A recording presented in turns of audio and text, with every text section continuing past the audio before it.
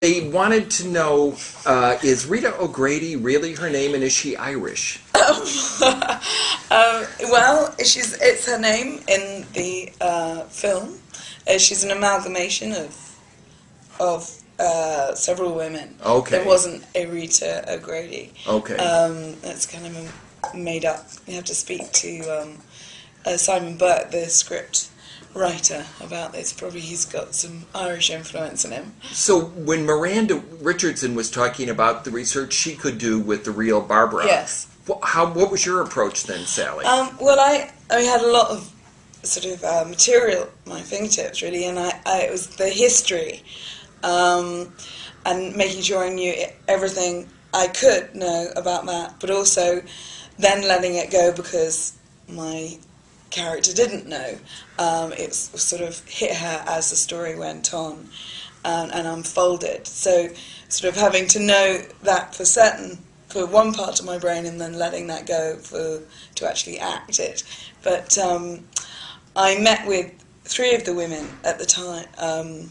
I wanted to do that anyway, just for me, because it always gives you a bit of a hook in order to work from.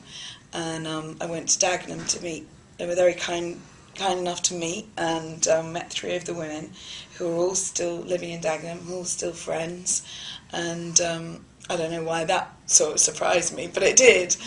Well, it is 42 years later. Well, yes. Yeah. And these women very much involved together, and that's what I really got from them, that they were all still very friends, great friends, and that friendship was actually what gave them that strength, and that strength throughout the 20 years that this fight sort of evolved. And I mean, we come to this fight and how it all began right in 1968 at the very top, and but it wasn't until 1982 that they got the regrade.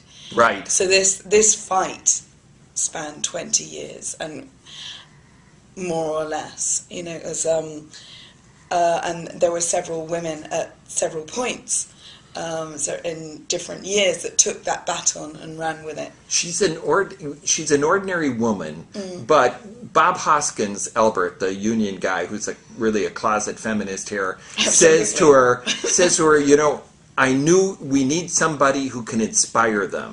And so how did you, as an actor, approach this woman who is like the most ordinary kind of woman, but yet can step up to the plate and be, so not just courageous, but smart? Like bringing out those pieces of fabric, Sure. at the leather fabric at the Sure. meeting, or getting up at the union meeting and bringing up World War II in Britain. I think it was it's a question of that was found in the moment, that it's when you said she's a very ordinary woman, but that she has an incredible, as a lot of women do, are very practical and have to be, and very she's very down to earth, and she just deals with what she has to deal with in the moment, and that it just hits her and she has to learn very fast, and she sort of unearths this intelligence. She's not really aware of her intelligence or strength, and that she has this ability until she's doing it, and then until she's talking to those men and sort of up there on that stage and that platform and with that sea of men in front of her and having to hold her own. And that starts right back at that scene where she's meeting the management and realising that if she doesn't say something in that moment, that point, and she's got this, and she just so happens to have this material in her bag, and it makes a very good point, and she's not afraid of using it, because it's up to her. She realises that actually she is being the spokesperson, and I think she's chosen because perhaps she isn't extraordinary, and because she does blend in, and perhaps she doesn't.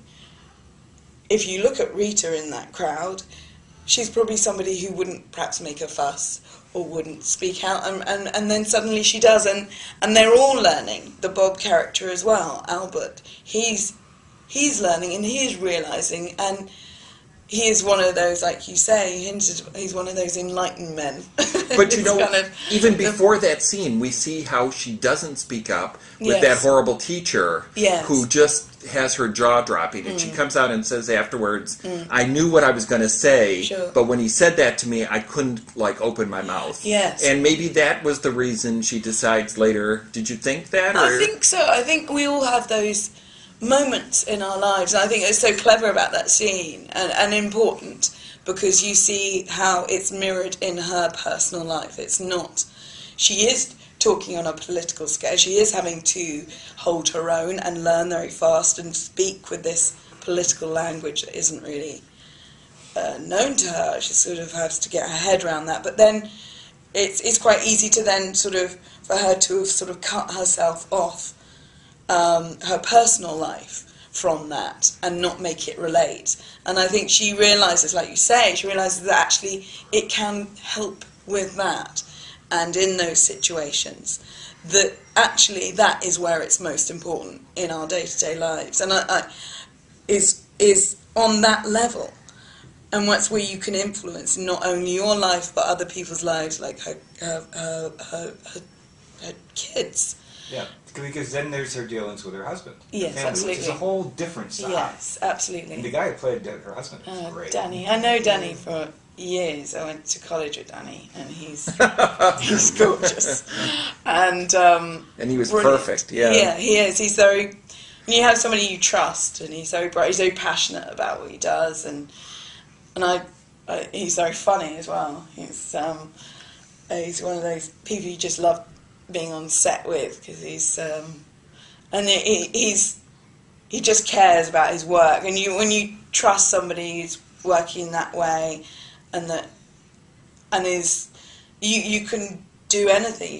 You can sort of just completely be absorbed in what you're doing and trying to do with the scene, and not worry about all that other stuff. But yeah, it's like you say, it's mirrored in every aspect of her life.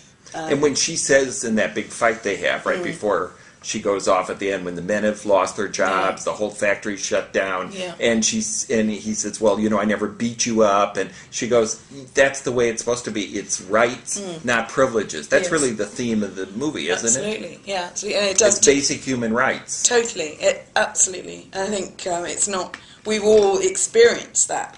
We've all experienced discrimination and power struggles in our personal lives, or in our working lives, and we come across it to a greater or less extent every day. And relationships, that's the balance of relationships and the balance of power, whether you're male or female. It's about being human, and the respect and people. And that just taps into something in us all, and I think that's why it's so important. I mean, it's sort of, I love playing that. So when I read it on the page, I thought, oh God, I hope we can come up to the, sorry.